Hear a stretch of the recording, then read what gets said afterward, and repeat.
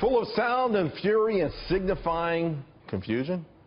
Talk about turbulence. The market was all over the place today. Initially, it tried to get some traction from strong corporate earnings and, of course, housing data. And later, the scuttlebutt of major tax reform that was actually confirmed by President Trump, all trying to get this market higher, but it just barely failed. In fact, the full-throated comments from the master deal maker just couldn't get this market over the top, and it underscores some of the growing skepticism out there. Ironically, I think the street is concerned the administration might be trying to achieve too much next week, including leveraging the risk of a government shutdown by week's end. Now, meanwhile, there was great news, particularly on the housing front, as existing home sales came in better than expected. We've got a 5.7 million annual rate that's up more than 4% from a year ago. In fact, this is the highest level since February of 2007.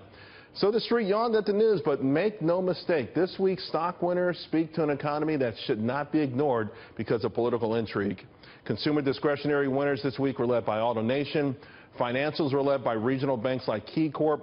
Industrials led by Snap-on Tools and CSX. And materials, they were led by a company called WestRock. In fact, I've often talked about old school analysis. I'm talking real old school analysis that involved a careful watch for the demand of corrugated boxes and container boards.